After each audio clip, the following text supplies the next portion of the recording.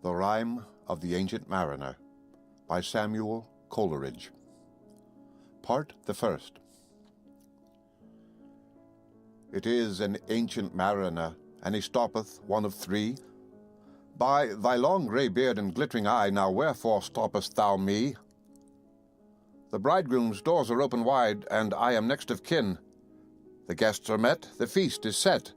Mayst hear the merry din. He holds him with his skinny hand.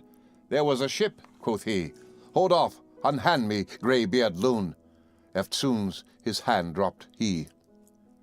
He holds him with his glittering eye. The wedding guest stood still, and listens there like a 3 years child. The mariner hath his will. The wedding guest sat on a stone. He cannot choose but hear, and thus spake on that ancient man, the bright-eyed mariner. The ship was cheered, the harbour cleared, merrily did we drop, below the kirk, below the hill, below the lighthouse top. The sun came up upon the left, out of the sea came he, and he shone bright, and on the right went down into the sea. Higher and higher every day, till over the mast at noon the wedding guest here beat his breast, for he heard the loud bassoon. The bride hath paced into the hall, red as a rose is she, nodding their heads, before her goes the merry minstrelsy. The wedding guest he beat his breast, yet he cannot choose but hear, and thus spake on that ancient man, the bright-eyed mariner.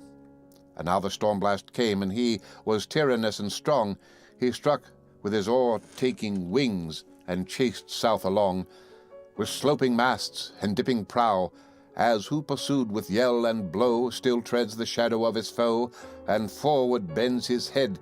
The ship drove fast, loud roared the blast, and southward, aye, we fled.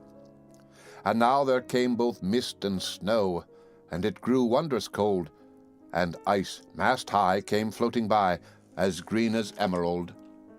And through the drifts, the snowy cliffs, did send a dismal sheen, nor shapes of men nor beasts we ken, the ice was all between. The ice was here, the ice was there, the ice was all around. It cracked and growled, and roared and howled, like noises in a swound. At length did cross an albatross.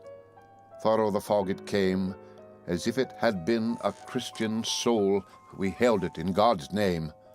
It ate the food it ne'er had eat, and round it flew. The ice did split with a thunder fit. The helmsman steered us through, and a good south wind sprung up behind.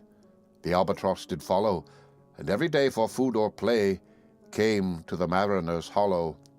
In mist or cloud, on mast or shroud, it perched for vespers 9, whilst all the night, through fog smoke white, glimmered the white moonshine. God save the ancient mariner from the fiends that plague thee thus. Why lookest thou so? With my crossbow I shot the albatross.